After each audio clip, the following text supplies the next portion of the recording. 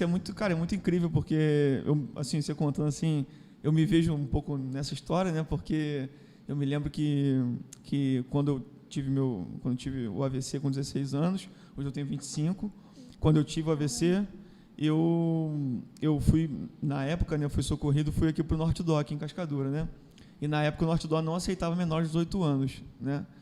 E aí, na época, assim, eu não sei contar muito bem, porque eu não estava, assim, nesse momento de entrada no hospital, estava desacordado, né? Mas eu acabei entrando, enfim. E eu não me lembro, assim, do meu período de CTI, eu não me lembro, assim, completamente. Eu tenho flash de memória. Mas eu me lembro das pessoas que me acompanharam ali, né? Enfermeiros e técnicos de enfermagem, enfim. E eu me lembro, assim, de ouvir muitos testemunhos desse tipo. Cara, tua vida mudou... Cara, a tua história mudou minha vida, sabe? Ou eu voltei para Jesus porque eu vi um milagre, E aí, alguns anos depois, né, eu fiz algumas cirurgias, né, depois dessa primeira vez, desse meu primeiro contato no Norte Dó. E aí, umas 2 ou 3 vezes, assim, eu estando internado lá, né, para fazer algum procedimento, e o pessoal falou assim: cara, eu lembro de você. Caraca, mano. Eu lembro de você. Você era um menino, novinho, 16 anos, tipo, adolescente, que teve um negócio na cabeça e tal. Eu falei, caraca, mano. Sabe, como é que você vê, cara, como é que Deus faz?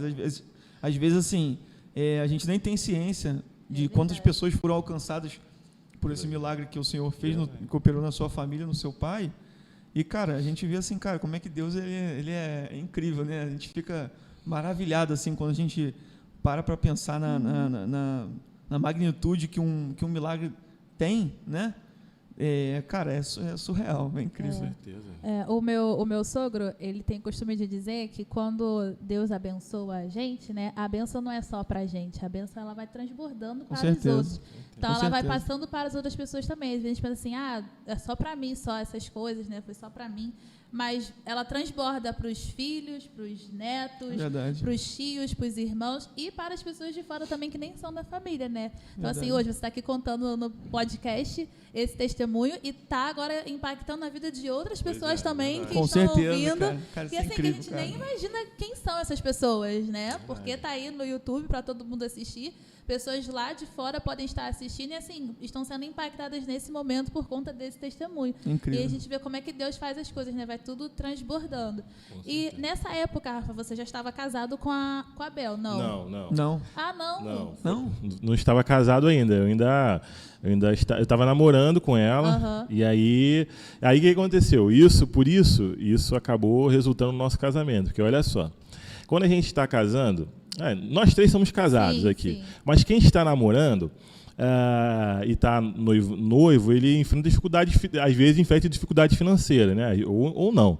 Mas assim, quando eu vi o milagre que Deus fez na vida do meu pai, eu já estava querendo casar, mas eu tinha receio. Eu falei, será que Deus vai me ajudar? Será que estava namorando com eu estava namorando com ela, mas eu já tinha ali uns 4, 5 anos com ela e já queria casar com ela. Só que eu estava estagiando, não estava trabalhando ainda. E aí eu tive receio. Eu falei assim, não, vamos esperar mais um pouco, quando eu tiver uma coisa mais tranquila, quando eu tiver um emprego mais fixo e tal, vamos levando mais tempo. Porque eu comecei a namorar com ela com 20 anos. E aí, na época da faculdade, aí, dos 5 anos da faculdade, e aí eu sou advogado, né? Eu tinha que fazer a prova do OAB ainda e tal. Só que o que acontece? Eu fiz um voto com Deus, na época do meu pai estava no hospital. E eu falei assim, Deus, se o Senhor... Quando a gente faz um voto com Deus, tem que cumprir. Tem que cumprir. Eu ia falar exatamente. Isso, se fez um voto... É isso aí. Verdade. Eu fiz o voto com Deus. Quando meu pai estava no hospital, eu lembro que foi um período rápido, né? Foi setembro... em outubro ele saiu, mas aí eu falei assim com Deus, falei, Deus, se o Senhor tirar meu pai do hospital, né, vivo, bem, ele for para casa, ele puder ter um tempo com a gente, eu vou casar. E aí eu comecei a pensar nisso, porque, assim, eu queria casar. Assim, sempre soube que era a Isabel, a mulher da minha vida, não tinha dúvidas com relação a isso. O questionamento era a questão financeira, como é que a gente ia fazer e tal. Eu tinha medo disso, eu tinha medo mesmo. Sim. E só que eu fiz esse voto com Deus. Porque, olha aí. Eu fiz esse voto com Deus.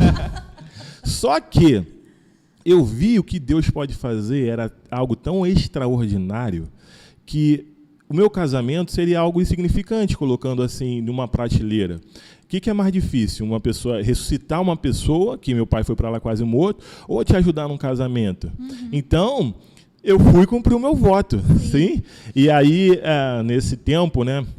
Cara, foi loucura, foi uma maluquice a questão do meu casamento, porque eu lembro que eu estava estagiando ainda no escritório, né? E para você ser advogado, você tem que fazer a prova do OAB.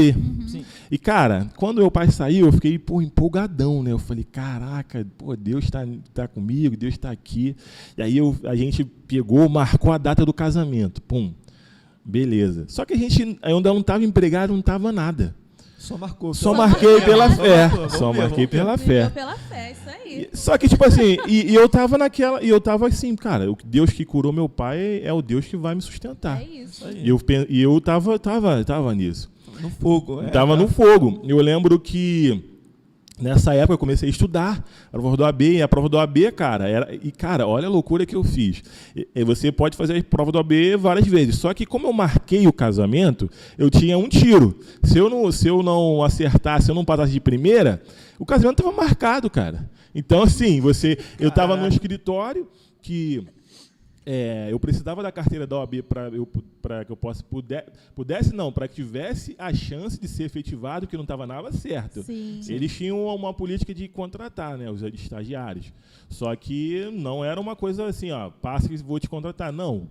Então, não tinha certeza de nada. Aí eu peguei e tal. Aí eu lembro que quando eu fui lá, né, Isabel e eu fomos lá, a irmã dela, Isabela, também foi. Estávamos empolgados, mas quando eu marquei, aí eu vi, caraca, eu marquei.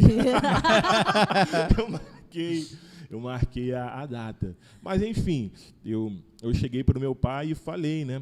Eu falei, pai, eu marquei a data e tal. Meu pai sempre foi um cara também racional.